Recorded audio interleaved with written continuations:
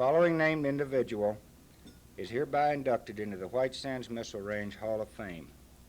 Patrick J. Higgins, former Chief Data Sciences Division, for his contributions to the White Sands Missile Range technical mission and capabilities. Because of his leadership and foresight, the Data Sciences Division planned and implemented a number of modernizations which significantly improved data processing capabilities.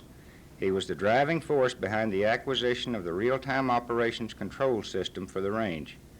The technical advances he helped to bring about contributed to making White Sands Missile Range the free world's leading missile test range. Given under my hand in the state of New Mexico this 8th day of July, 1988, Thomas J.P. Jones, Major General, U.S. Army Commanding.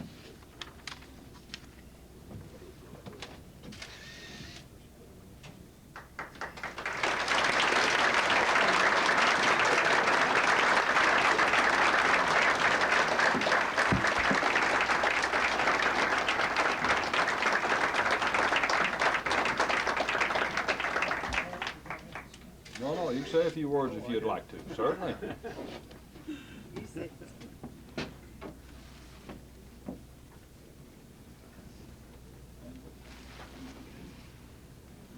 General Jones and Chuck and honored guests, first let me apologize for being late. I think I found it easier to manage a major range division than one small family. It's difficult for me to recall in any great detail some of the activities or events that are cited in this commendation.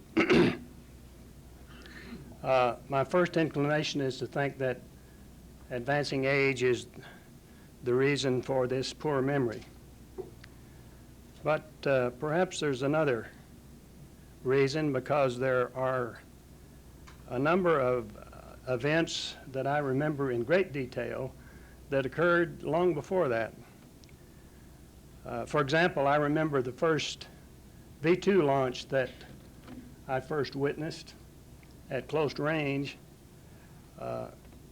There was a malfunction and it had to be aborted, and believe me, that was a very spectacular display. I remember that very vividly. So I can't really say that it's a poor memory. I think that you might say that the reason I remember the V-2 launch was it was spectacular, whereas the other things were not. And I would be inclined to agree with you, because the things that I did were done as part of my job and were done to the very best of my ability. And I would wager that there are many of you out here today still working at White Sands who do exactly the same thing every day. And in my opinion, that dedication to excellence is the reason that White Sands is the best there is in the world.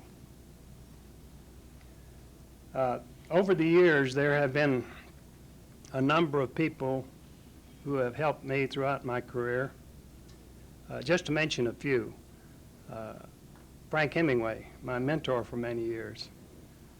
Ben Billups, who taught me management with patience and precision.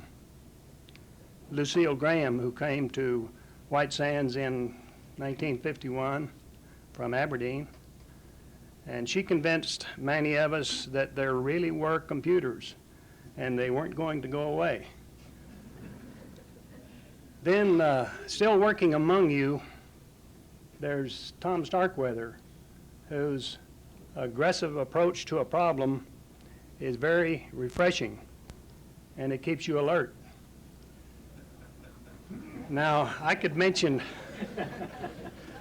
many other people, but I think that's sufficient to get the point across that I am greatly honored by being inducted into the Hall of Fame, but I am equally honored to have had the opportunity to work with the people at White Sands.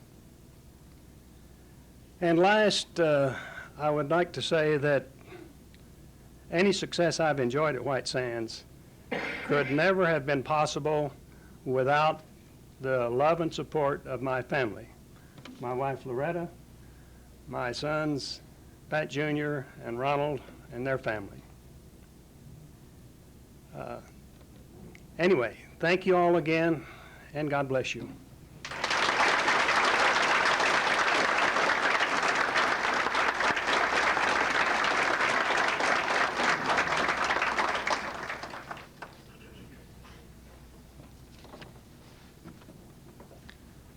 Mr. and Mrs. Lectinburg, would you come forward, please?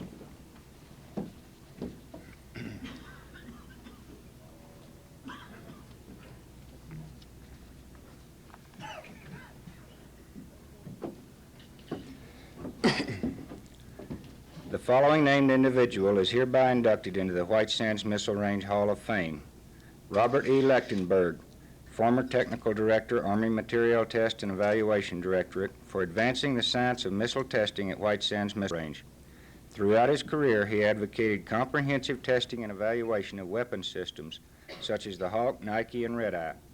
His most significant contributions were in developing improved methods of missile testing and in the application of that technology to the evaluation of air defense systems. He spearheaded the acquisition of the Northern Extension Area, which materially increased the missile range's capabilities. The impact of his contributions is still felt at White Sands and throughout the Army.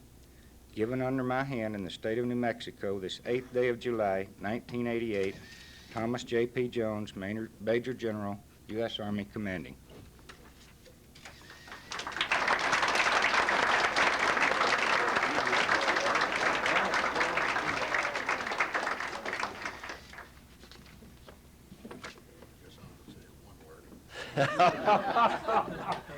One word. I'm going to start it off by not doing it, Joe. I really am overwhelmed by this honor that's being bestowed upon me. And I am humbled when I review the credits of those already inducted and realize that I'm going to be elevated to their level.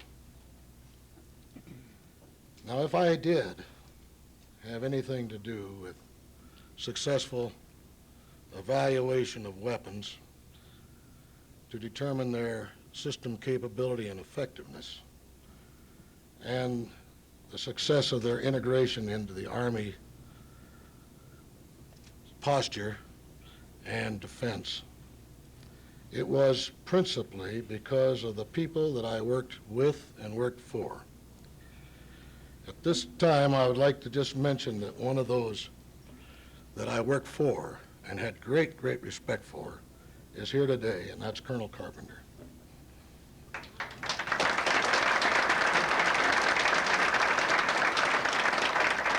It was these people that provided the motivation and the technical competence and kept me in a path of accomplishment that merits my honor today. To them, thank you very, very much, and the rest of you, thank you too.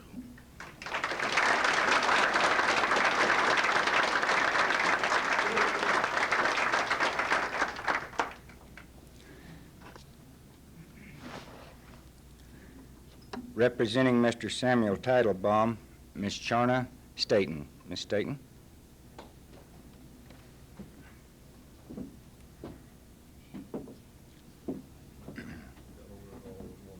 The following named individual is hereby inducted into the White Sands Missile Range Hall of Fame. Samuel Titlebaum, former comptroller, for establishing and managing the Missile Range Comptroller's Office from 1952 to 1971. He created a multifaceted financial organization at White Sands, which was used as a model for other test ranges. The cost accounting system he developed identified the use of funds to specific administrative cost and technical projects. When White Sands became a tri-service installation, he developed policies for cross-service agreements and accounting procedures. His success in acquiring modernization funding contributed to making White Sands Missile Range the best instrumented test range in the free world. Given under my hand in the state of New Mexico this 8th day of July, 1988, Thomas J.P. Jones, Major General, U.S. Army Commanding.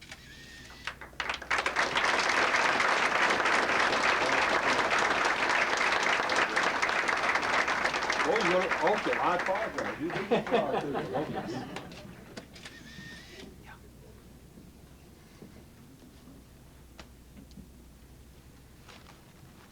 I'd like to thank you all very much for the honor of being able to accept this for my father. I'm sorry he's not here today, but knowing him, he's probably aware of who's here and what they're doing and whether the books are still straight. There are a couple of people I'd like to particularly thank, since I can't thank for my father all of the people that he worked with, but who helped to get him into the Hall of Fame, and that's Francis Williams and Mr. Ray Suter, who are here in the audience somewhere. I know they worked in putting all the material together.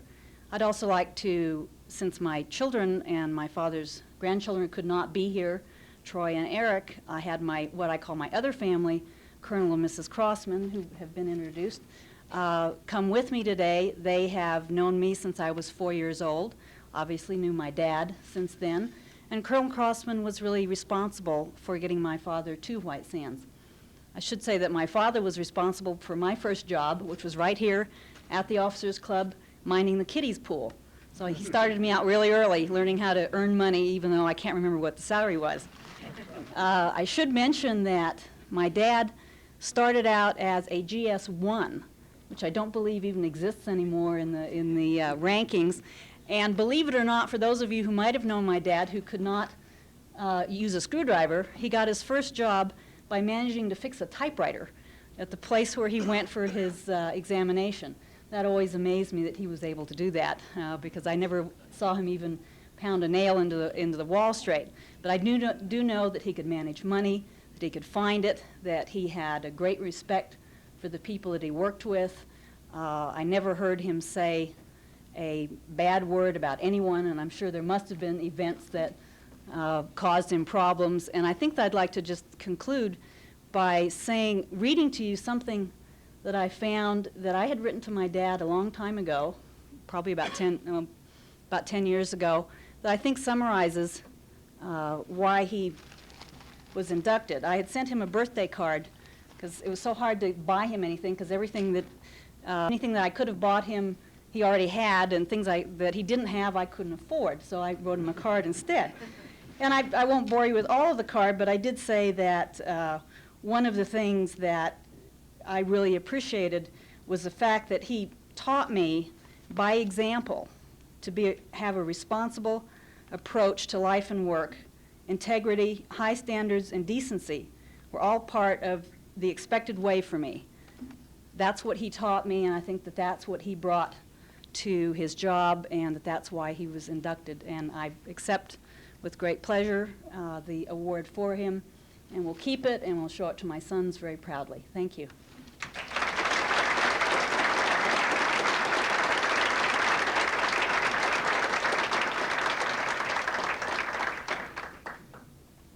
One announcement regarding the tours this afternoon. And with that, I would invite Chaplain Heberbrand to come and bring our benediction.